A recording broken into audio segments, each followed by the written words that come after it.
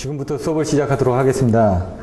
전 시간에 이제 앞으로의 연구반 강의 방안에 대해서는 간단하게 설명을 드렸습니다. 근데 이제 강의 방안은 여러분들하고 협의해가지고 조금씩 수정을 할 수가 있습니다. 그래서 기본반 같은 경우는 사실 기존에 총무님 계셔가지고 그 총무님한테 어떤 자료들을 보내드리고 또 카톡을 통해서 필요한 것들을 서로 공유하고 했었는데 아마 총무님이 좀 바쁘셔가지고 올해는 또 수업을 또 못 들으실 수도 있다고 말씀하시더라고요. 그래서 연구반 같은 경우도 만약 진행을 하게 되면 연구반 자체에 어떤 총무님을 하나 정해가지고 몇 분 안 되니까 아니면 돌아가면서 하셔도 되고 누가 주축이 돼서 아니면 그냥 카톡을 그냥 활용을 해가지고 그냥 거기다 내용들을 공유를 하면은 되는 방향들도 있고요.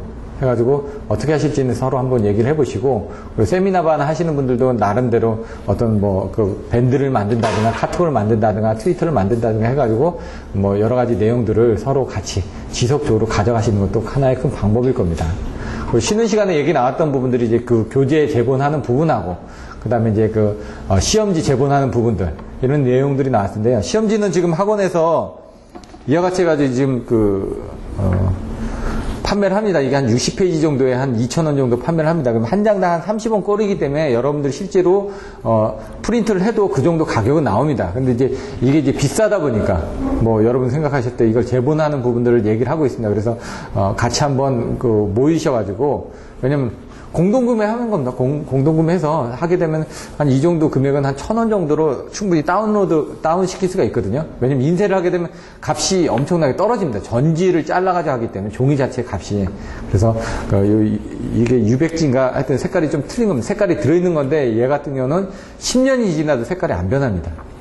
그래서 종이가 좀 틀린 걸로 해서 아마 제본을 하실 것 같은데 신청을 해주시면 되고요. 신청 부분은 이제 저희 밴드 쪽에 카톡을 해가지고 같이 하시면 되고 이제 새로 오신 분들은 그 연락처를 알려주시면은 지금 총무님이 안 계시니까 총무님이 초청을 하든가 아니면 기존에 있던 다른 분들이 초청을 해주셔도 되니까 그렇게 해가지고 카톡에 가입을 하셔가지고 진행을 하셔도 되고요.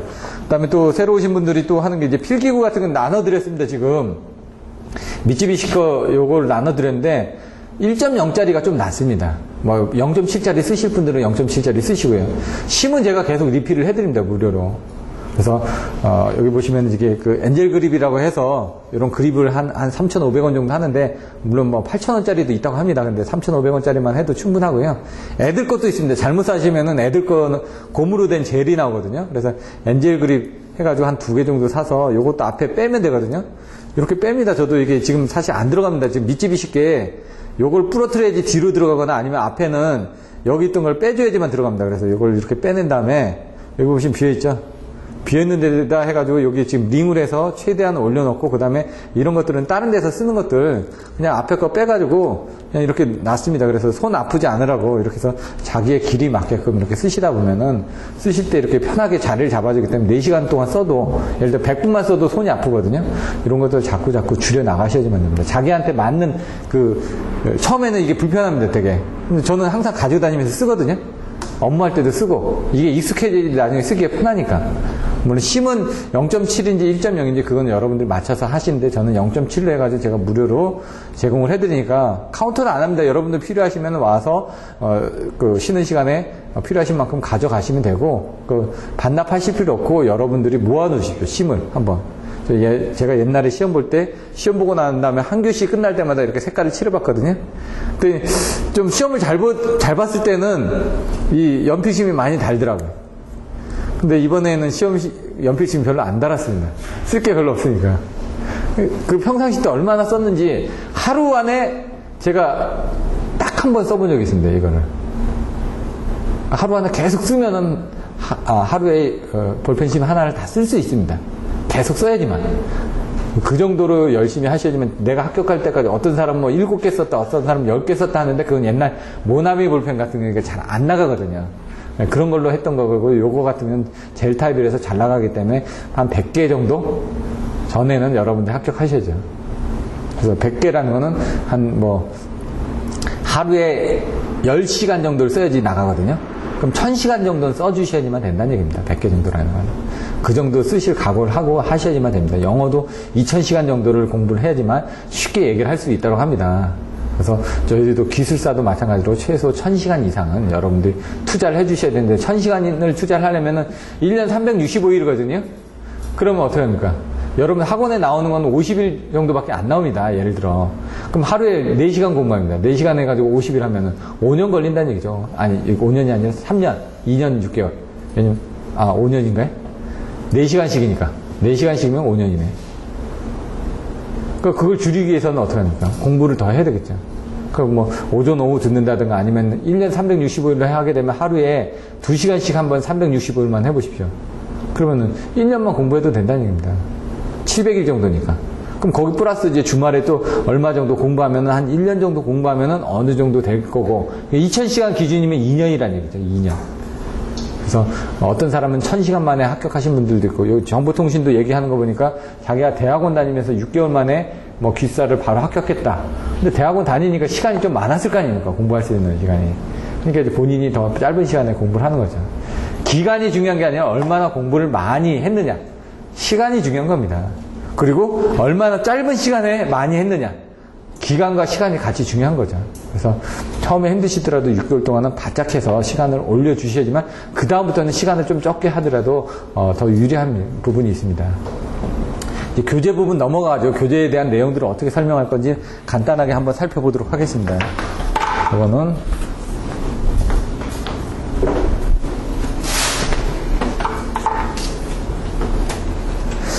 다음번부터는 이게 안 되니까 지금 그때는 터치 스크린은 안 되고 이걸로 해야 될 것 같은데.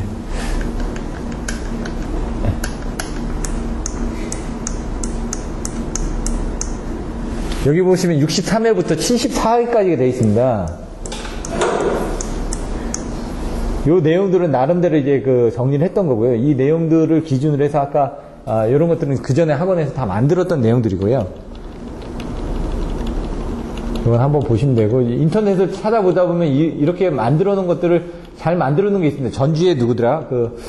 갑자기 이름이 생각나는데 그분이 만들어 놓으신 것도 잘 되어 있습니다. 먼저 63회부터 이렇게 되어 있는데, 요걸 보기 앞서서 요거는 이제 교재 부분이고, 저희가 이제 그 전에 했던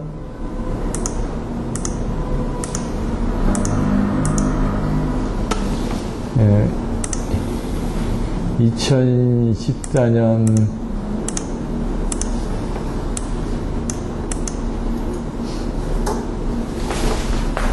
Q3이고요. 2014년 Q1이고.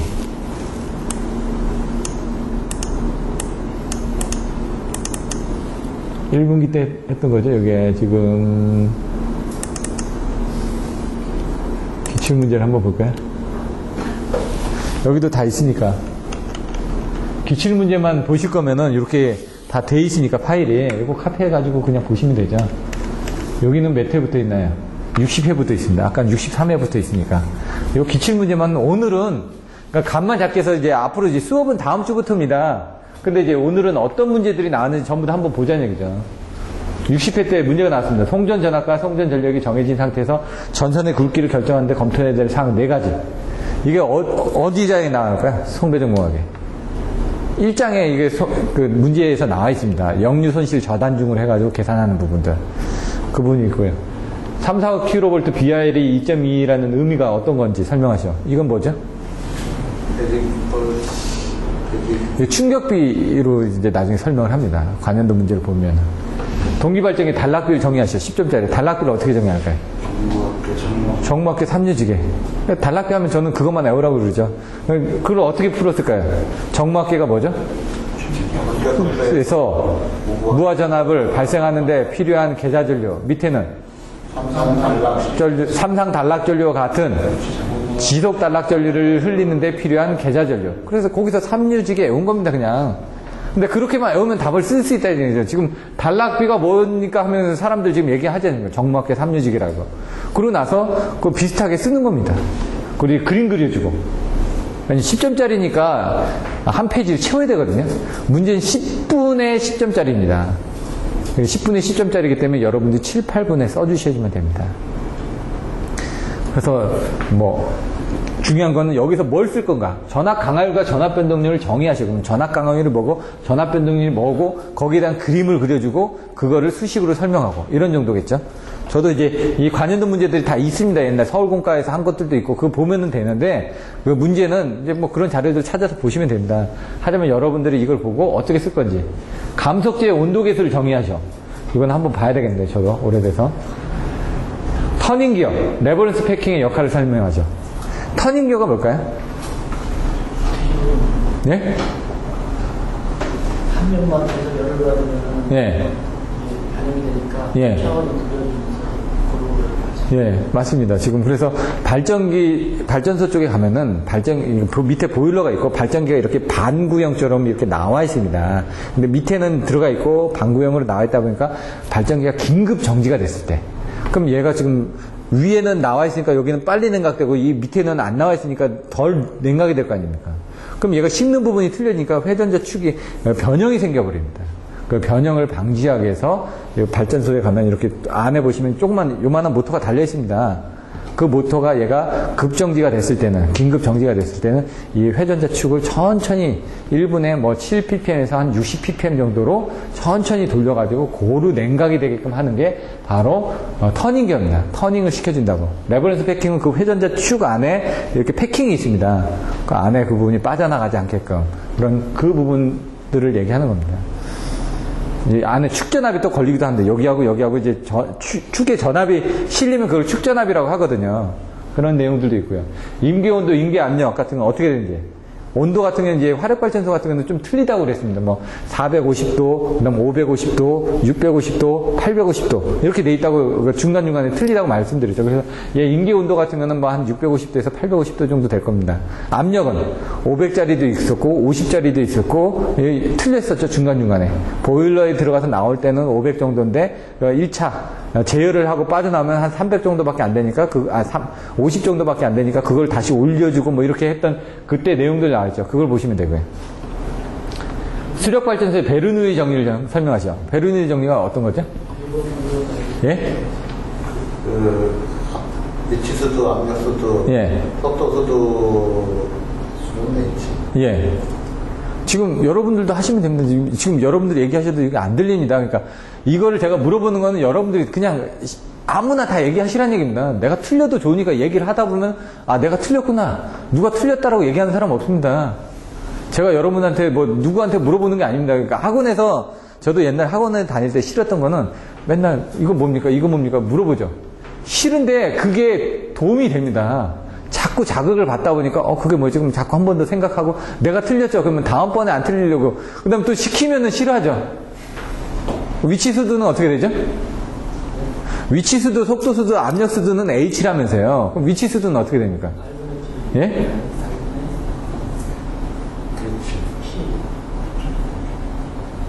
WGH 플러스에서 WQH에서 그걸 WQ를 나눠가지고 H분의 지금 그 R이 나오나요? 베르누이 정리에서? 예? WQH 플러스 HW 플러스 나중에 EH였는데 W분의 P에 W는 없어지죠. WQ가 없어지니까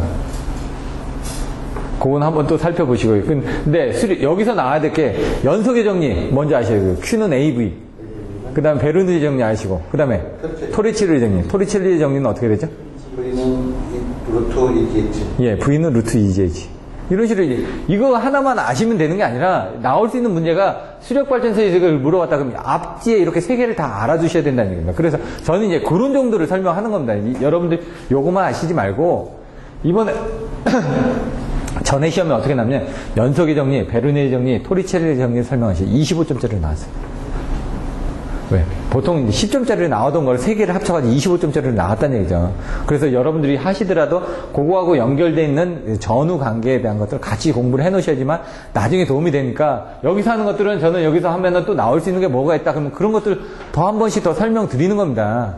그리고 이제 문제에 대한 답만 하는데 이거 외에 어떤 유형의 문제들이 또 나올 수 있으니까 참조해라. 그러면 이제 그 교시마다 계속 할 거 아닙니까? 그러면 그 다음번에 또 그 문제가 또 나와 있습니다.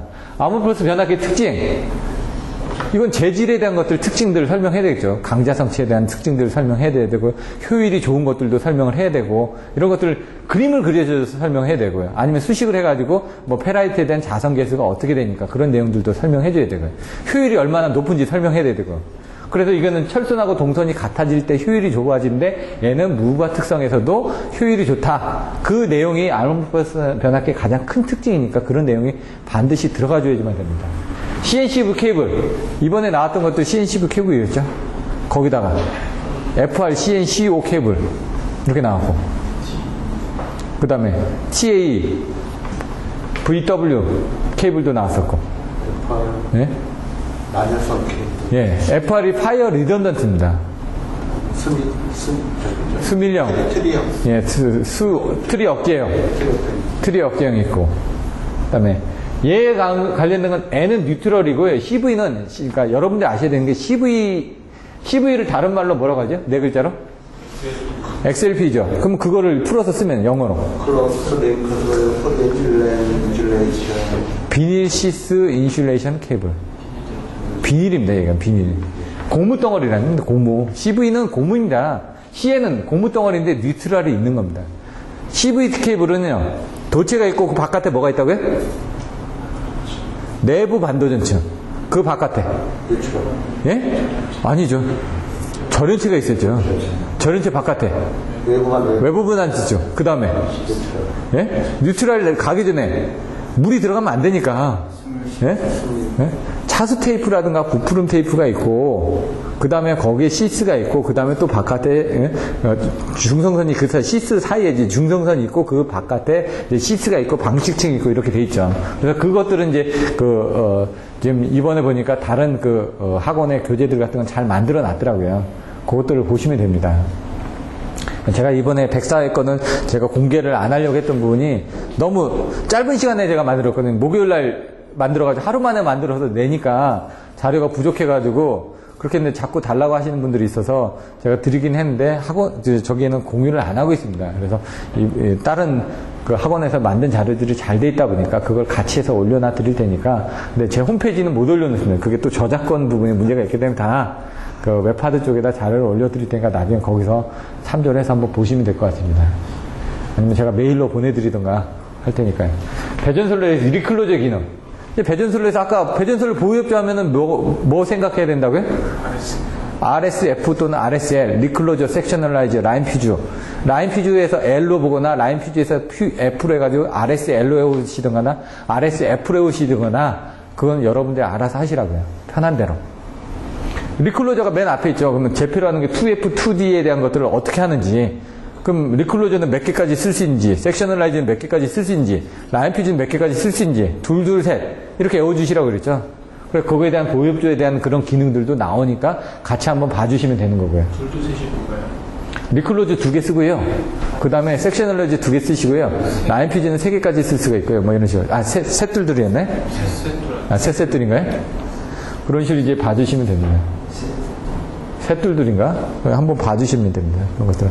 본인들이 한번 다시 정리를 해서 만들어 주셔야 되는 거. 뭐 전이차는 넘어가고. 요것도 이게 나오는 게 전력기통공학의 3장에 나옵니다. 이거 딱 한 번 나왔어요. 그러니까 한 번 나왔지만 또 나올 수도 있으니까 한 번만 봐주시면 됩니다. 그 이상은 필요가 없고요.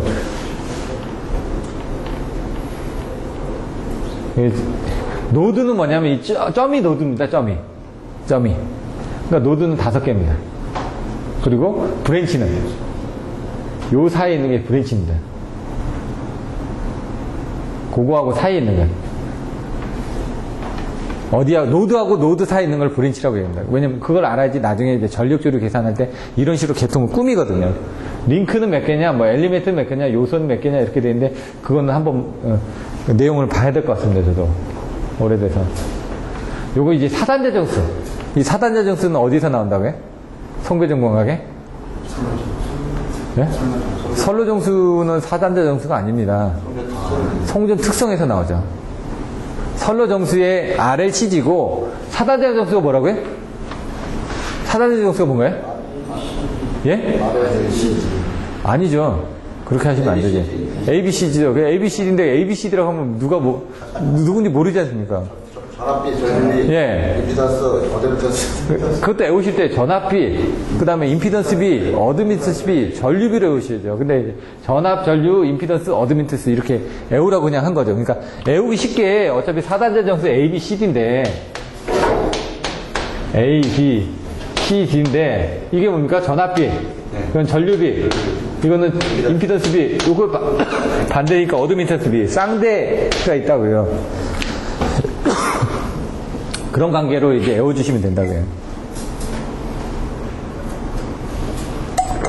그러니까 나중에 그 225번 문제 할 때도 이런 겁니다. 문제 답해가지고 빨리빨리 하는 수밖에 없습니다. 근데 이제 그때는 이제 키워드 좀 설명드리고 좀 더 자세하게 설명드리는 거죠. 그러면은 이거 했을 때 단거리 송전솔로 4단자 정수는 어떻게 됩니까? 예? 단거리 4단자 정수. 예? 예? 틀려도, 예? 1Z01입니다. 1Z01. 이런 거 바로 나와야죠. 1Z01. 1Z01. 예? 단거리니까 어드미턴스 고려 안 하는 겁니다, 지금. 이걸 그림으로 그리면 어떻게 됩니까? 이겁니다, 그냥. 그래서 4단자 정수, 여기 보시면 단거리 송전 특성을 할 때 여기다 지금 RX 해가지고 그냥 부하 걸어가지고 단자 전압 강화해가지고 여기서 이렇게 해서 요거 하나 그림만 그리지 않습니까, 이렇게. 그러니까 이 단거리 할 때 이거부터 여기까지가 한눈에 싹 보여지게끔 해주셔야죠, 자꾸. 그럼 중거리에서는? 기름 플러스 1분의 Z-I. 이렇게 하면 틀린다는 얘기죠. 중거리는 T형하고 파형으로 나눠집니다. 이렇게 벌써 나와야 되는데, 여러분들이 하실 때 중요한 게 뭐냐면은, 단거리, 중거리, 장거리, 표를 하라고 이렇게 딱.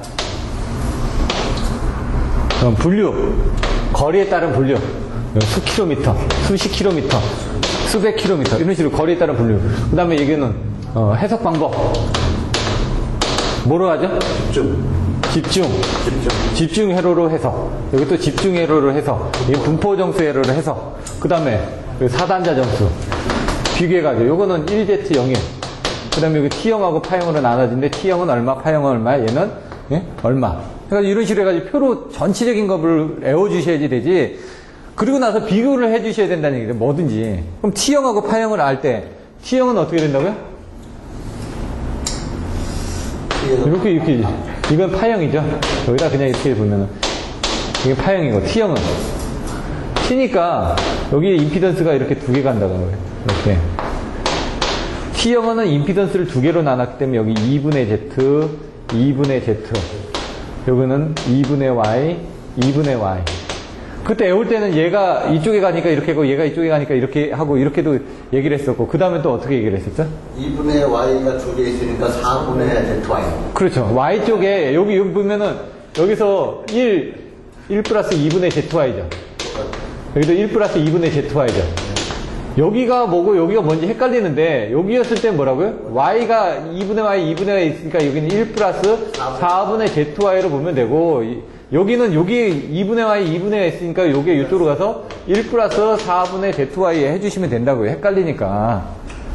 그렇게 외워주시면 되고. 근데 처음에 올 때는 어떻게 하냐면 얘가 T형이고 얘가 파형이고 그러니까 파형일 때는 얘가 앞에 나오니까 요 파형일 때는 얘가 이쪽으로 간다고요. 근데 딱 보니까 파형일 때 얘가 이쪽으로 갔는데 보니까 얘가 2분의 Y, 2분의 Y가 있네요. 그러니까 여기 4분의 ZY고 여기는 여기 뭐였죠? 1이었나요?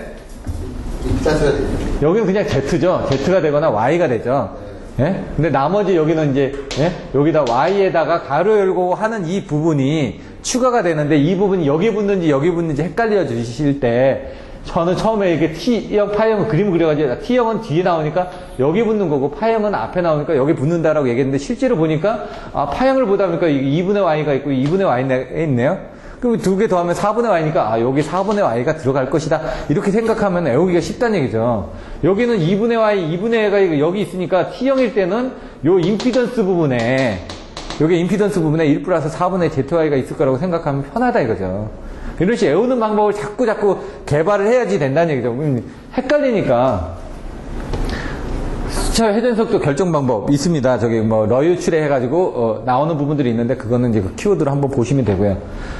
내진 대책도 이거 몇 번 나왔었고요. 절연제로. 그러면 열화의 원인. 그럼 아까 얘기한 것처럼 전기, 열, 화생, 전기적 원인, 기계적 원인, 화학적 원인, 열적 원인, 뭐 생물학적 원인별로 해가지고 열화진단법 하면은 거기에 대한 것들을 놔주는데 어떻게 되냐. 절연 재료가 뭐냐 이거죠. 절연 재료가. 케이블이 될 수도 있고, 변압기가 될 수도 있고, 발전기가 될 수도 있고, 전동기가 될 수도 있고, 그거별로 이걸 다 정리를 해 놓으시면 됩니다. 단골로 나오거든요, 이것도. 요 문제도. 지금 이거는 범용적으로 나온 거고, 왜냐면 문제에서 나왔기 때문에 그런 식으로 이제 풀어서 써주셔야만 됩니다. 문제는 25점짜리이기 때문에 25점짜리에 맞게끔 그 시간 안에 써주셔야 된다는 얘기예요. 내가 이거 아무리 잘 써봐야 20점밖에 못 받습니다. 근데 30분, 40분 쓰고 있습니다. 떨어진 겁니다, 그러면. 네, 자신 있는 것만 쓰시면 안 되고요. 그 배점에 맞게끔 적당하게 써주셔야 된다는 얘기죠. 그래서 이걸 딱 6문제를 봤을 때 내가 내 문제를 어떻게 선택을 할 것인가. 내가 자신 있는 걸 씁니다. 쓰는데 그 자신 있는 걸 다 쓰지 말고 어느 정도 공간을 놔두고 써놓고 그 다음에 다른 것들을 씁니다. 시간 배정 해놓고. 그러고 나서 시간이 남으면 앞에 나와서 자신 있는 부분 더 쓰고. 아니면 그 시간은 봐가면서 해주셔야지만 됩니다. 근데 항상 여러분들이 세미나방 가서 하실 때도 시험을 보실 때도 시간을 체크해가면서 하셔야지만 됩니다. 처음부터 계속. 운동할 때도 뭐 하죠? 시간 보고 내가 그 시간 안에 들어온지 확인해가지고 안 되면 그 구간을 쪼개가지고 내가 안 되는지 왜 이유를 살펴봐야지만 됩니다. 10점짜리는 10분에 써주는 연습을 하셔야 되고 25점짜리는 25분에 쓰는 연습을 하셔야 되는데 처음엔 그게 안 되니까 뭐든지 다 10점짜리를 쓰시라고요. 다 10점짜리로 키워드를 쓰시다 보면은 거기에 25점짜리 붙이는 건 쉽습니다. 왜? 이것저것 짬뽕하면 되니까요. 10점짜리를 안다는 건 25점짜리도 쓸 수 있다는 얘기거든요. 대용량 발전소 설계할 때 이것도 비슷하게 나왔었죠. 이번에 나왔던 것들은 뭡니까? 이 초고압 대용량 변전소가 아니라 이 변전소의 설계 및 기기 시방에 대해서 어떻게 해야 되는지 검토했는데 이건 뭔가요? 예? 복합 화력 발전소에서 어떤 용량에서 그거 하라는 얘기입니다, 지금. 그럼 기존에 이런 것들 보셨으면 거기서 이제 그것만, 테마만 바꾸면 되죠. 그럼 스팀 터빈, 가스 발전기 2개에다가 스팀 터빈 발전기 하나를 넣는다 해가지고 저번에 보셨던 것처럼 그림 하나에다 놓고 거기에 쓰게 되면 용량을 얼마로 해야 되고 이런 것들을 가지고 써주셔야 되는 거죠. 그 다음에 여기 나와 있는 부분들이 연결이 될 수 있게끔 뭐 저압 뱅크들이 병렬로 연결돼 있어야 되고 그러기 위해서는 용량들이 얼마나 되어 있어야 되고 전압은 얼마나 되어 있어야 되고 그런 것들을 이제 풀어서 쓰시라는 얘기입니다, 지금. 근데 안 해봤으면 못 씁니다. 이건 자기가 준비하지 않은 상태는 못 씁니다. 근데 어떻게 됩니까? 문제를 선택할 게 없으면 자기가 알고 있는 지식을 가지고 비슷하게 써 내려가는 겁니다. 부분 점수라도 맞아야 되니까. 배전선로의 순간 고장 원인. 순간적으로 떨어진 게 뭐냐? 뭐 수목이 붙을 수도 있고. 왜냐면 여기 가공이니까. 지중이 아니라 가공이거든요. 그러니까 가공이기 때문에 이런 부분이 발생할 수 있는 거고 지중에서는 순간 고장이라는 게 없습니다. 영구 고장이기 때문에.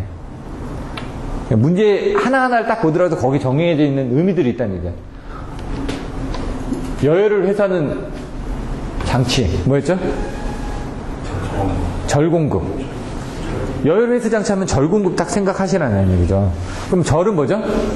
절탄기, 공은, 공기예열기, 급은, 급수가열기.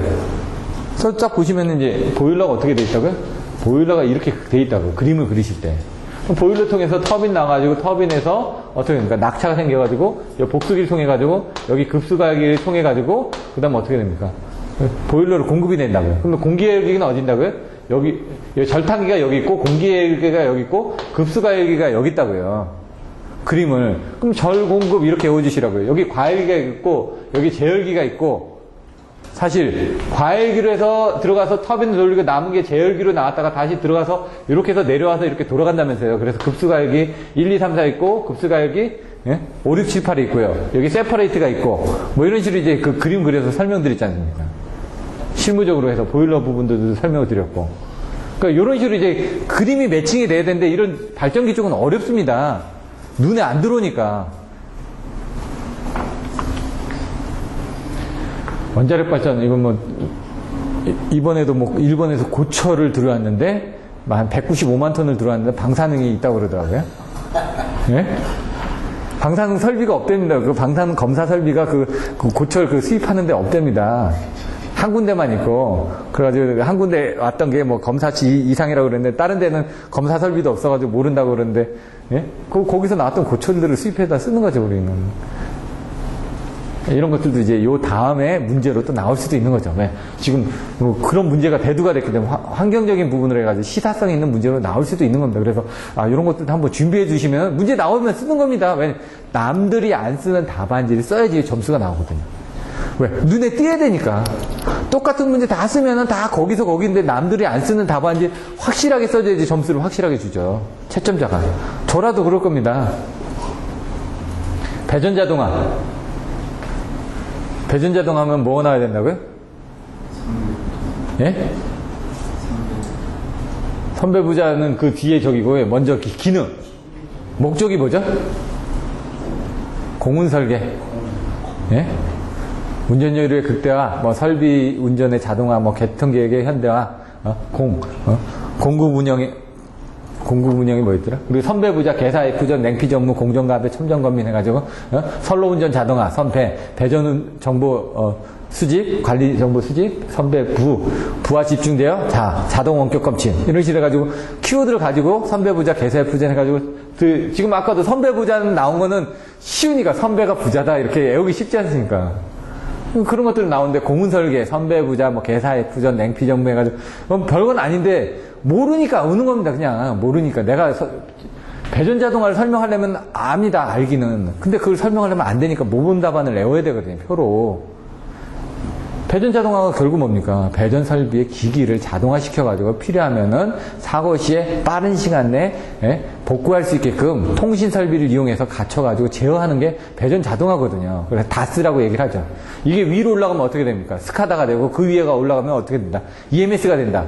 그래서 이게 그 전력계통의 계획과 운용 10장에서 나온다고 제가 말씀드렸지 않습니까? 다스, 그 다음에 뭐, 스카다, 그 다음에 EMS 부분이 나온다고요. 그 안에서. 단골로 나오는 게 배전 자동화고, 스카다는 요즘 한두 문제 나오는데, EMS 문제가 좀 많이 나온다고요. 왜 지금 EMS가 또 문제가 나올 수 있는 게, 한전에서 지금, 추정 가격 162억으로 해가지고 스카다 그 시스템을 다시 구축합니다. 옛날 보시면은 스카다 시스템들이 다 나눠져 있거든요. NCC, RCC, SCC라고 지금 여러분들 알고 계시죠? 근데 책에서는 NCC, RCC, HRCC로 되어 있는데 실제로는 NCC, RCC, SCC로 이렇게 되어 있습니다. 그래서 NCC는 하나고 RCC는 12개고 그 다음에 SCC는 44개고 뭐 이렇게 되어 있습니다. 실제 개통은. 거기에 대한 것들을 합쳐지는 그 용역이 나왔습니다. 8월 24일 날 용역이 발표돼가지고, 9월 24일까지가 그 제출 기간이거든요. 추정 가격을 봤더니 162억이더라고요. 소프트웨어 해가지고 그거 EMS 꾸미는 겁니다. 꾸며서 하는 부분. 그러면은 그게 나왔다는 건 지금 왜냐면 서로 각기 다 잘못되어 있던 걸 이제 통합하는 과정을 해가지고 한 1년짜리 프로젝트를 할 겁니다. 1년인가, 뭐 1년 6개월인가? 그러면 그게 이제 2월 달쯤에 또 나올 수도 있다는 거예요. 왜? 대두되고 있으니까. 그러니까 돌아다니면서 그런 그 정보들을 전 듣고 있다가, 요게 좀 뭔가 이제 돌아다닌다 그러면, 예를 들어 한전에 있던 사람이 나가서 문제를 낸다 그러면은, 지금 이슈화 되고 있는 부분은 문제를 낼 거 아닙니까? 그때 EMS 같은 게 다시 나올 수도 있다는 얘기죠. 그리고 이제 잡지책 같은 것도 한번 보면서 전기전열이라든가 이런 거 보면서 나왔던 것들 보면은 그게 이제 또 나올 수도 있고. 그래서 그런 것들을 여러분들하고 같이 보면서 여러분들이 자료를 갖다 주시면 공유하고 이렇게 하는 거죠. 왜냐면 자료를 모으는 게 한계가 있기 때문에. 그래서 스터디가 좋은 게 뭐냐면 여러 사람이 공부하면서 자기가 필요한 것들을 자료를 공유를 하는 겁니다. 그 자료를 주시면 제가 그걸 판단해가지고 여러분들한테 어떤 그 방향이라든가 아니면 그런 것들을 더 알려드리는 거죠. 왜냐면 저도 이제 지금 이제 그렇게 할 만한 시간적인 여유가 없다 보니까 자료를 찾거나 그런 부분은 사실 좀 부족합니다. 동기발전기 대칭 성분 모델을 어떻게 표현하는지. 제가 발전기 기본식 부분이죠. 불평형 고장 해석 방법. 발전기 기본식 설명하라는 얘기죠. 그걸 대칭제표법을 이용해서 어떻게 하는지를 설명하라는 얘기죠. 이거 3, 4호 계통에 주로 적용되고 있는 보호 개전 방식. 이거 바로 전에 시험에 나왔었죠. 3, 4호 쪽에 대한 주보호 개전 방식에 대해서 설명하시오. 이렇게. 딱 보면은 흐름이 있다는 얘기죠. 감압운전 왜 할까요? 압력을 줄여서 운전하는 것은 경제적으로 하기 위해서 그런 겁니다. 지금. 그런 부분도. 터빈 및 발전기에서 발생할 수 있는 고장. 터빈 발전기니까 회전자에서 발생할 수도 있죠. 정기적인 고장이 있을 수도 있고 기계적인 고장이 있을 수 있는데 딱 보면 터빈하고 발전기라고 되어 있습니다. 터빈 쪽은 기계적인 고장이고 발전기 쪽은 이제 정기적인 고장 쪽이 더 많을 거라는 얘기죠. 뭐 회전자나 축이나 아니면은 뭐 여작이나 뭐 이런 식으로 해가지고 뭐 내용들을 나눠서 쓰겠죠. 예? 고장 정지도 막 86-1, 2, 3 해가지고 긴급 정지, 그 다음에 고장 정지 뭐 해가지고 이렇게 내용들이 나눠질 거고 이런 것들은 관연도 답안지를 보시면 됩니다. 답안지를 보고 이제 저는 흐름만 요걸 봤을 때 어떻게 하는지. 무정정 공급 여러 가지가 있었죠. 사선 상태에서 공급, 활선 상태에서 공급. 예? 그 로봇 공법도 있고, 임시적으로 해가지고 무정전에서 우회하는 공법도 있었고, 뭐 버켓에 올라가가지고 하는 부분들도 있었고, 뭐 탈 같은 걸 이용해가지고 하는 부분들도 있었고, 써드렸었죠, 그때. 이런 것들은 근데 많이 나오지는 않는다고 얘기를 했고요. 유전체선. 이거 사인 델타를 쓰지 않고 탄 델타를 쓰는 부분을 쓰시오. 이게 바로 유전 정접입니다. 탄 델타라고 하는 부분. 이제 우리나라에서 이제 도블 테스트를 가지고 사용하는데, 제가 썼던 건 M4000하고 M4100 이렇게 고장비를 썼는데 도블 건데, 하나, 둘, 이렇게 세 개로 나눠져 있습니다. 여기는 컴퓨터가 달려 있고요. 여기는 여기 모듈에서 연결하는 부분이 달려 있습니다. 여기는 제너레이터 부분이 달려있습니다. 그래서 카트처럼 해가지고 거기다 싣고 갈 수가 있는데 얘가 1억 5천 정도 합니다. 그럼 얘가 하는 것들은 여기 제가 했던 거는 기계식으로 된 거 3단계로 쓴 게 있고 전기식으로 된 거 2단계로 쓴 걸 있었는데 여기는 도스형으로 쓴 게 있었고 여기는 윈도우로 쓴 걸 있었고 제가 도블 건 3개를 써봤거든요. 옛날에 이거 철도청에서 빌려가지고 쓴 거고 이건 한전에서 빌려가지고 제가 사용을 해본 적이 있는데 그냥 여기서 그냥 온도 계수라 여기 보시면 센서가 온도도 있고 그 다음에 그 경광등도 있습니다. 그리고 여기 스위치가 이렇게 달려 있어가지고 스위치 2개를 눌러줘야지만 운전이 됩니다. 그러면 얘가 DC 10kV를 3번을 이렇게 1분 동안 막 왔다 갔다 하면서 때려주게끔 되어 있는데 하나는 고압에다 연결하는 거, 하나는 저압에다 연결하는 거. 그래서 2개를 가지고 연결하는데 여기 보시면 뒤에 이게 큰 선이 하나 갑니다. 그리고 여기서 또 하나가 가가지고 하나는 접지선으로 연결해주고 고압하고 전압을 여기를 때리면 여기 사이에서 뭔가 방전이 일어나서 이쪽으로 돌아올 거 아닙니까? 그 돌아오는 그 부분을 봐가지고 보는데 이걸 그림을 보시면 이렇게 되어 있습니다. R하고 여기 C가 있는데 이 부분에 손실이 많이 생긴다는 거는 그만큼 뭔가 손실이 생기는 거죠. 여기서 이렇게 인가를 했는데 그래서 여기 그림을 그려보시면은 요게 R이고 요게 C입니다. 근데 이 R이 많이 벌어진다는 거는 이게 델타 각이거든요. R이 많이 벌어진다는 거는 뭔가 이렇게 많이 벌어진다는 얘기죠. 그러면 이게 늘어난다는 얘기니까 여기를 통해서 뭔가 바깥으로 많이 빠져나간다는 얘기죠. 바깥으로 빠져나간다는 건 뭔가 절연이 약해졌다는 얘기죠. 그거를 하는 겁니다, 지금. 그래서 사인 델타라면 얘분의 얘니까 어떻게 됩니까? 얘 값을 우리가 정확하게 뭔지 모르지 않습니까? 그거분의 요걸 하니까 그거보단 탄 델타는 우리가 이거 C하고 R은 여기서 측정할 수가 있거든요. 측정값이 R하고 C인데 이 두 개를 가지고 하면 훨씬 더 낫다 이거든요. 이거나 길이는 거의 비슷하거든요. 그러니까 이거를 계산하기 편하게 사인 델타를 안 쓰고 탄 델타를 쓴다. 이 얘기입니다. 결국은 쉽게 요약 설명하면은 나중에 내용들은 더 가서 보시면 되는 거고요. 동기발전기의 병렬운전 조건은 뭐였죠? 키워드가? 예? 크이즈 파사. 이번에 크기하고 위상하고 주파수하고 파형하고 상차각하면 안 된다고요. 상회전 방향. 상차각 나오면 틀린다고요. 상차각이 틀리면 뭐 어떻습니까? 동기운전 상차각이 어느 정도 이내만 들어오면은 들어갑니다. 동기운전은 상회전 방향이 틀리면은 역상이니까 박치기가 일어나니까 안 된다는 거죠. 상회전 방향 이렇게 돼 있는데 이런 것들이 틀려지면은 어떤 부분이 생긴다? 무효 순환전류, 무효 순환전류가 생겨서 뭐 발열이 되거나 어떤 문제가 생긴다. 이런 식으로 이제 문제를 풀어서 쓰시면 된다고요. 근데 수식을 그려가지고 써주시면 되고요. 요건 받으시면 되고요. 61회 수적해볼 이거 나왔죠? TAWWA 옛날에 나왔던 겁니다. 지금 3개가 합쳐져서 나오지만 않았지 다 따로따로 다 나왔던 건 문제인데 그 3개를 합쳐져서 낸 것 뿐입니다. 이번에 케이블이. 그러니까 전혀 새로운 문제는 아닙니다. 새로운 문제는 아닌데 문제의 유형이 새로운 거죠. 기존에 나왔던 문제를 짬뽕해서 냈으니까. 폴리머 애자에서 트래킹 현상은 뭐죠? 트래킹이? 공기전에 파괴되고 양면에서 예, 이제 이걸 일생생활에서 알 수 있는 게 트래킹이라는 건 트랙입니다. 트랙이 뭐죠? 자동차 트랙이죠. 요 안에서 도는 겁니다. 예. 이 트래킹 넘버라는 게 있습니다. DHL을 보내게 되면 트래킹 넘버가 있습니다. 쫓아가는 넘버라는 거죠. 어디서 어디까지 갔는지 트래킹이라는 게 쫓아가는 겁니다. 이 트래킹이라는 건 폴리머 애자가 있는데 애자가 이렇게 있는데 또 셧다운이 되네.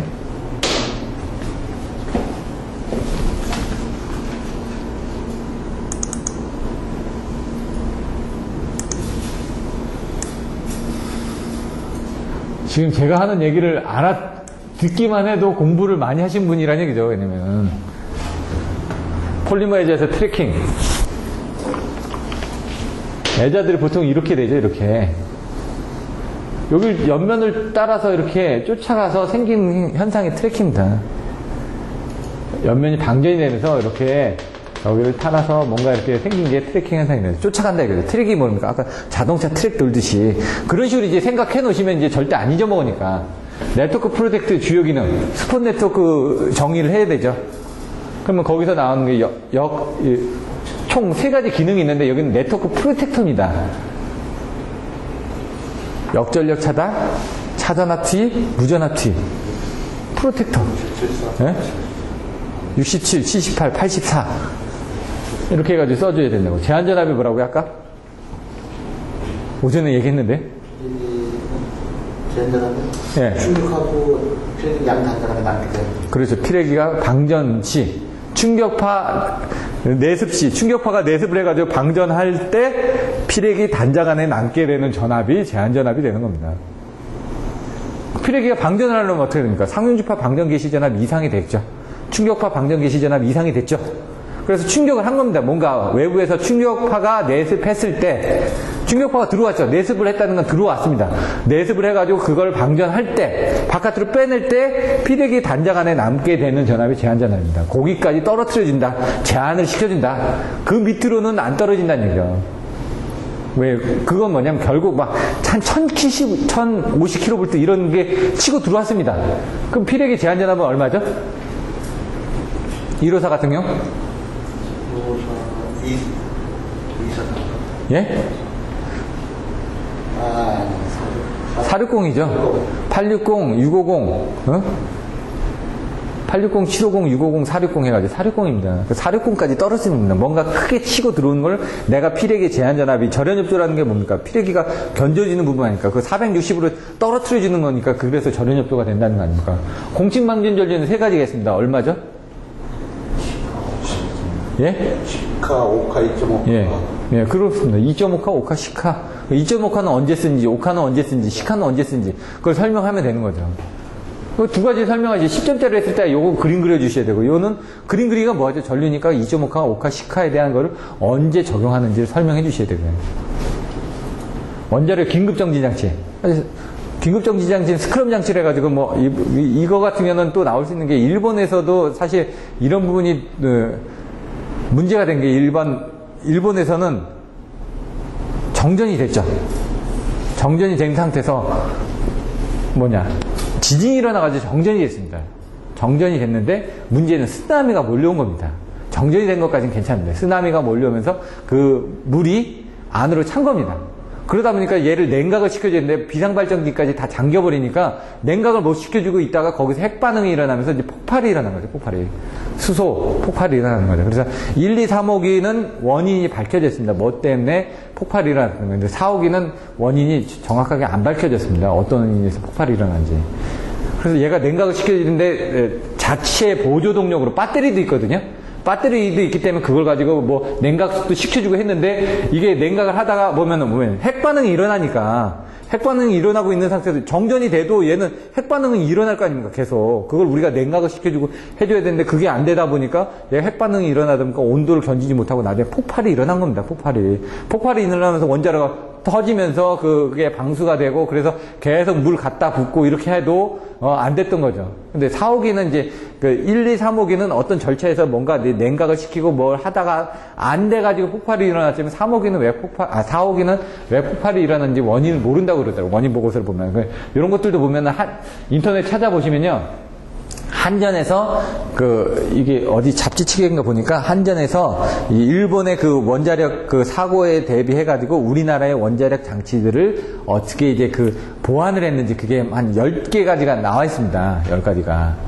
그런 것들도 시험 문제로 나올 수도 있겠죠. 나중에 예를 들어 잡지에 나왔다는 건 나중에 그런 것들을 한번 받았다가 유심 있게 봐서 설명할 수가 있으니까 시사성 있게끔. 역선락은 뭐죠? 가공설로로 비친. 그렇죠. 이제 그림을 그리시는데 아는데 이제 이건 중요한 건 그림을 그려주셔야죠. 섬락에는 섬락, 역섬락, 경관 역섬락이 있다. 섬락이라는 건 뭔가 치고 나서 옆으로 넘어가는 게 플래시오버가 섬락인데 역섬락은 가공지선을 쳐가지고 그 가공지선을 통해서 대지로 철탑각 접지장이 적어가지고 대지로 방전이 돼야 되는데 대지로 방전이 안 되는 겁니다. 철탑각의 접지장이 크니까 얘가 이쪽으로 나가려는데 저쪽 큰 놈이 막고 있으니까 어떡합니까? 애자 쪽으로 해가지고 다른 쪽으로 치고 넘어가면서 반대로 나간다 그래서 역섬락이 되는 겁니다. 거꾸로 치고 나간다 그래서 역섬락이 되는 거죠. 이중 BCT 보시면 될 것 같고 Y델타 1차 측 접지하지 않는 이유. 왜 1차 측을 접지하게 되면 지락줄기가 통해가지고 오동작을 할 수가 있으니까 뭐 그런 내용들하고 그다음 절연 부분에 대한 문제들하고 뭐 이런 것들 내용들이 나와 있고요. 분포정수 해석을 하기 위한 미분방정식을 세우셔. 이게 아까 장거리 성전설로 25점짜리로 나올 수 있는 문제라고요. 근데 여기선 10점짜리로 나왔죠. 그럼 10점짜리에 맞게끔 써주시는 겁니다. 특성 임피던스, 반사계수. 이건 지금 진행파의 반사계수하고 투과계산입니까? 쉽게 가실 수 있는 거고요. 이건 조류계산 결과 유효전력, 무효전력 계산식. 이거 이번에 나왔었나요? 아니요. 비슷한 유형이 또 있는데 이거 몇 번 나왔었거든요. 다음에 무효전력만 하라고 해갖고 P는 X분의 2S, 2R 사인 세타 아닙니까? Q는 X분의 2S, 2R 코사인 세타 아닙니까? 그걸 이제 같이 설명하라는 얘기죠. 그러면 세타 부분에 대한 것을 세타1 마이너스 세타2로 이렇게 표시를 한다든가 이런 내용들이 틀려지는 거죠. 이거는 이제 문제 나중에 답안지가 있으니까 한번 보시면 되고요. 이거 같은 건 사실 좀 어렵습니다. 이거 누가 합니까? 주파수 계통에서 스태프와 변동시 주파수 드롭을 계산해라. 이건 뭐냐면요. 뭔가 들어왔습니다. 그럼 차전류를 여기서 받아가지고 그만큼 빼준다는 얘기고 1 플러스 HG는 라플라스 변환입니다. 라플라스 변환은 감소되는 겁니다. 왜냐면 이득 부분은 여기서 이제 위에서 이득이 되는 거고 이건 라플라스 변환을 미분했을 때 그 라플라스 변환된 거거든요. 회로 식으로. 이것도 떨어지고 했는데 여기다 뭡니까? 더 더해준 겁니다.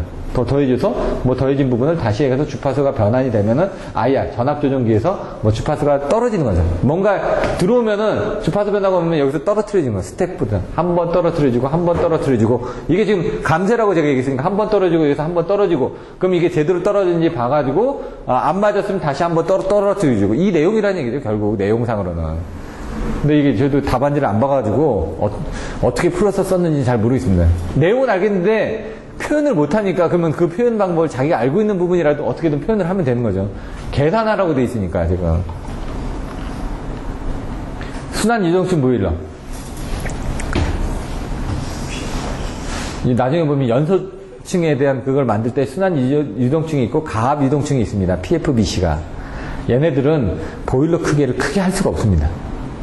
구조적인 문제 때문에. 제가 옛날 PFBC를 한번 일을 해본 적이 있어가지고 보니까 유동층이라는 보일러 내부에 어떤 그 부분을 넣는데 그게 어떻게 돼 있냐, 뭐 혼합층을 어떻게 하느냐에 따라서 내용들이 나와 있거든요. 그래서 요거는 발전공학 책에는 나와 있습니다. 근데 PFBC나 CFBC를 비교하는 문제는 있는데 요거만 이렇게 설명하기에는 조금 25점짜리는 조금 중요하지 않은 문제들 그렇게 나왔던 것 같습니다. 이런 것들은 25점짜리 충분히 나올 수가 있습니다. 발전기 가능 출력 곡선 이거 설명하는 거 어떻게 한다고요? 예, 지진. 지진이 일어났습니다. 이건 발전기의 지상운전. 이건 진상운전입니다. 이거는 위 아닙니까? 예? 과외자고. 이건 밑에니까 저여자고. 그래서 여기가 이제 고정된 안부고 여기가 뭐고 이렇게 해가지고 또 외워주시라고요. 이렇게 하나하나씩 가시면 외우는 방법이 쉬니까.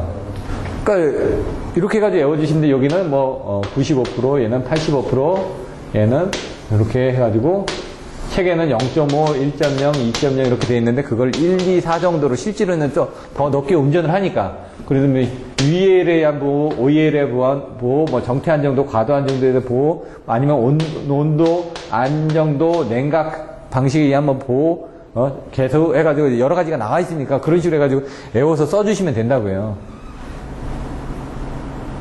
그리고 지상, 진상 운전이 그거고, 이제 조상기하고는 반대 개념이기 때문에 여러분들 생각하시라고요. 고장전류, 증대에 따른 미치는 문제점 및 대책. 그러면 이게 뭐라고요? 단락 용량의 증대점, 문제점 대처. 뭐 이거하고 비슷하게 나갈 수가 있다는 얘기예요. 고장전류 증대라는 게 뭡니까? 단락 용량이 증대된 겁니다. 똑같은 유형의 문제입니다.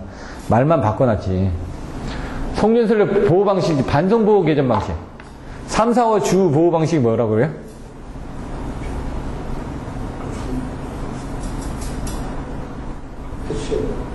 PCM인데 전력선 반송인데 여기서 이제 또 틀려지죠. 반송이 두 가지가 있었죠.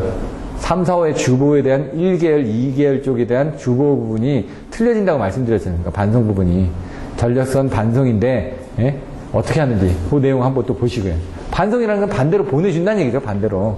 근데 전력선을 이용하는 방법이 있고 통신선을 이용하는 방법이 있고 표시선을 이용하는 방법이 있고 그 다음에 뭐 마이크로파 통신을 이용하는 거 광파 통신을 이용하는 거 여러 가지들이 있다고요. 전력선 전송에는 이제 두 가지가 있고 통신선에도 두 가지가 있는데 그 두 가지 여기는 그런 식으로 해가지고 전체적으로 해가지고 뭐로 한다라고 통괄적으로 써주셔야죠. 근데 그러면서 마지막에 결론은 3, 4, 5kV 쪽에 이거는 반성보호인데 그럼 그것만 쓰는 게 아니라 3, 4, 5kV의 1계열은 뭐로 하고 2계열은 뭐 하고 이런 식으로 이제 실무적인 내용을 좀 써주시라는 얘기입니다. 결론에. 그래야지 차별이 되니까 남들 다 쓰는 걸 쓰는 게 아니라요. 마지막에는 뭔가 포장을 해주셔야 된다는 얘기죠. 요거는 지금 몇 장이 나왔죠? 전력계통에? 5장. 전력계통 5장은 PF, 주파수 이어전력 제어입니다. 전력계통 6장의 제목이 뭐죠? 뭐요? 6장의 제목이. 이 문제를 보면 이게 생각나죠? 예? 큐브는 7장이고.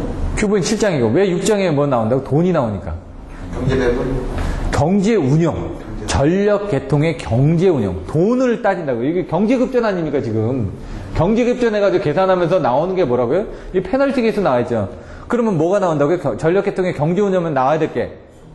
예? 수목평총. 수는 뭡니까? 수급 조건. 목은? 목적함수. 평은? 평가함수. 총은? 총연료비 최소 조건. 그러면서 나오는 게 라그랑제 미정 계수가 나오고 그 다음 페널티 계수가 나오고 이 페널티 계수가 나오는 게 언제 나옵니까?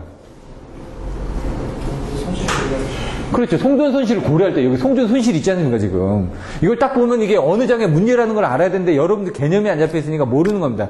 이거 딱 보면 아 이거 지금 6장을 물어보고 있는 거구나. 그럼 6장에는 뭐가 있는데 송전 손실을 무시했을 때하고 송전 손실을 고려했을 때하고 이렇게 나와지는데 그걸 또 수화력만 보는 거 아니 그러니까 화력만 보는 거 수화력의 경제 운영을 보는 거 이렇게 두 가지가 있는데 이번에 수화력의 경제 운영 부분 시험에 나왔지 않습니까? 그러니까 다들 화력만 보고 있다가 수화력이 나오니까 그러니까 화력을 갖다 썼는데 틀린 거죠. 그러니까 개념이 잡혀 있어야 된다는 얘기예요. 이 문제를 할 때 그 문제의 전체적인 그 장에서 이런 것들을 물어보는데 여기는 지금 딱 나왔으니까 아 얘는 송전 손실을 고려했으니까 송전 손실 고려한 건 페널티 계수가 있을 거고 그럼 그림에서도 틀려지죠. 페널티 계수는 어떻게 되죠? 1 증분 송전 손실분의 1이 페널티 계수 아닙니까? 1 라운드 PL분의 뭐 PG 해가지고 그게 증분 송전 손실이라면서요. 그런 식으로 이게 저도 이거 안 봤습니다. 지금 오늘 처음 본 겁니다. 지금. 근데 이제 저는 이제 개념이 잡혀 있으니까 대충 보는 나 얘는 이거고. 왜냐면 사실 제가 강의를 하려고 하던 건 아까 저희 교재였습니다. 근데 이건 다른 교재 아닙니까 지금. 그런 식으로 나오는 거고. 이제 이런 식으로 해가지고 문제를 딱 보고 이걸 어떻게 풀었을지를 딱 봐야 되만 됩니다. 이건 넘어가고 계산식은 무정전 작업체계 아까 뭐 보시면 되고 대지저항률 이것도 요 바로 전전 시험에 나왔었죠. 대지저항률하고 접지 부분. 대지저항률이 뭐죠? 그 대지저항률에 영향을 미치는 게 또 뭐가 있을까 그러면? 그럼 왜 이 문제를 물어볼까요? 유효집자하고는 상관없습니다. 아니 상관없습니다. 접지 설계 때문에 물어보는 겁니다. 접지 설계 때문에. 발변전소를 접지를 설계를 하려고 하는데 우리가 원하는 접지 설계치를 이루기 위해서는 현재 이 땅이 토지가 어떤 그 대지저항을 가지고 있는지 봐가지고 거기다 실드를 넣어가지고 뭡니까 그리드 접지를 해줘야 되는데 그리드 접지를 할 때 얼마만큼의 접지선을 깔고 접지봉을 박아야지 우리가 원하는 접지 저항값을 얻을 수 있는지를 확인하기 위해서 대지 저항률을 먼저 계산하는 겁니다. 그렇기 때문에 어떻게 보면 대지 저항률을 측정을 한다고. 대지 저항률은 뭐라고요? 이걸 대지 저항률이 뭐냐 그러면은 땅이 가지고 있는 저항률입니다. 그럼 뭐냐? 땅에다 접지를 박아가지고 찍어보니까 이렇게 나옵니다. 여기서 접지를 박았더니 얘 주위에 이렇게 내가 얼마만큼의 저항률을 가지고 있다. 그래서 2파이 R분의 뭐 D분의 해가지고 로 하는 그 부분이 반구형을 해서 계산하는 게 대지 저항률이라는 얘기죠. 근데 그게 이제 어떤 데 영향을 미치냐? 측정법은 이렇게 가지고 넣어서 이제 뭡니까? P 책에 EPC를 해가지고 어싱하고 P 넣고 C 내가지고 EPC를 해가지고 원어의 상하정급법을 이용해가지고 단계별 넣어가지고 측정하는 방법들이 있고 여러 가지가 있다고 그랬죠. 근데 요걸 좀 응용해서 나온 게 이거 아닙니까? 이렇게 가서 이렇게 해서 나오는 게 61.8%, 61.3%의 법칙. 그게 측정해서 내가 여기서 측정해서 쭉쭉쭉쭉 가다 보니까 거리를 한 100m를 했더니 한 61.3%에서 나왔던 게 거의 평균값이 되더라. 이 얘기도 나올 거예요. 여기서 그러면 이 대지 저항률에 영향을 미치는 요소가 뭐가 있을까요?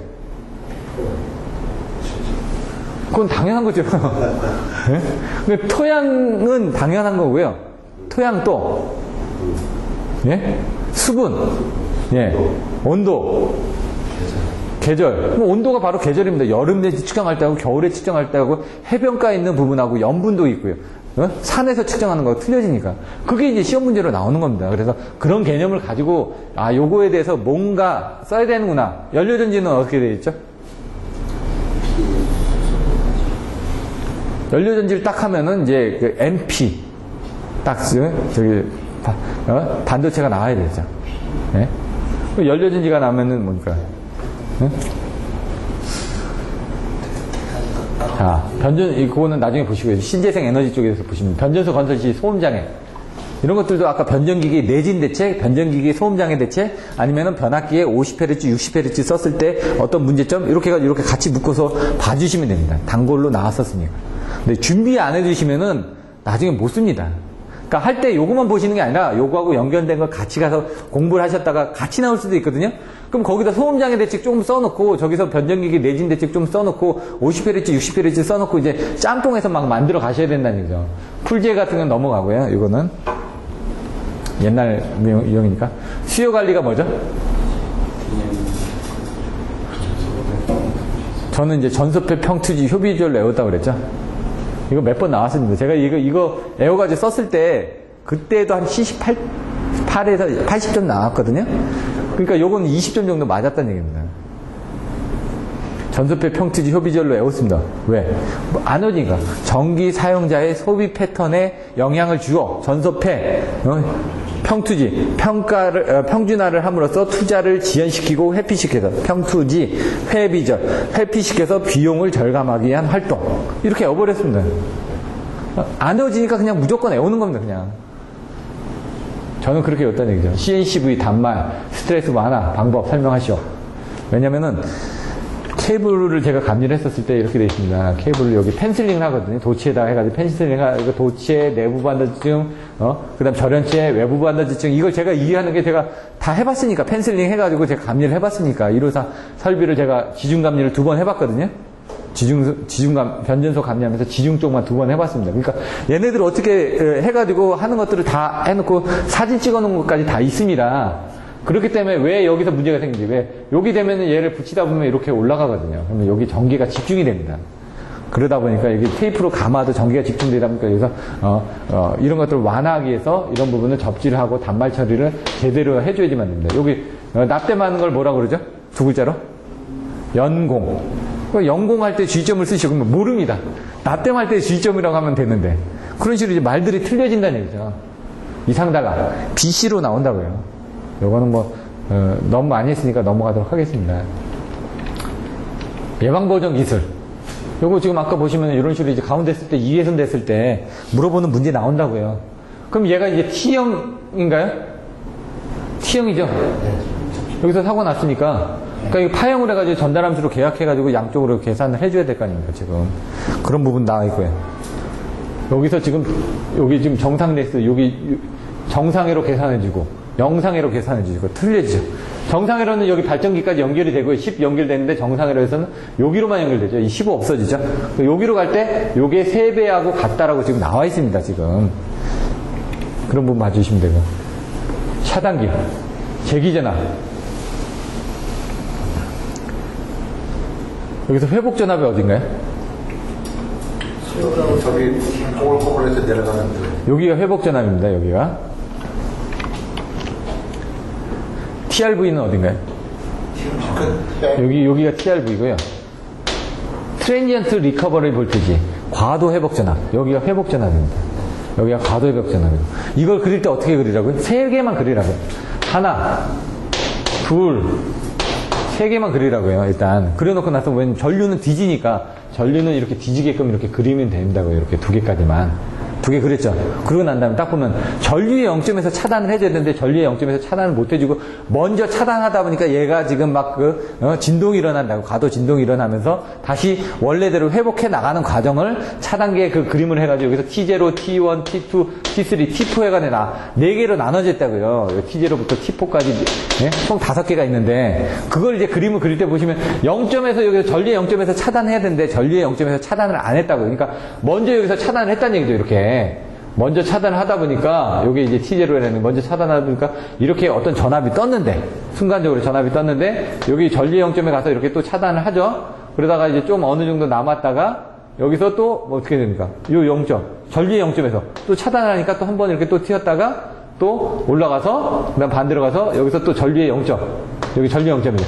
한번 차단했다가 또 여기 가서 전류의 0점 여기 전류 0점 아니까 전류 0점에서 해서 요게 이렇게 간다는 얘기죠. 요거 전압입니다. 요건 전압. 그래서 전압이 순간적으로 상하로 반복을 하다가 순간적으로 자기의 원래 전압으로 쫓아가는 현상이다. 이게 이제 과도 회복 전압이라고. 그림도 이렇게 외워주시는 방법을 알고 계셔야 된다고요. 그래야지만 된다고. 그러니까 뭘 딱 봤을 때 이것도 나중에 그리시려면 못 그립니다.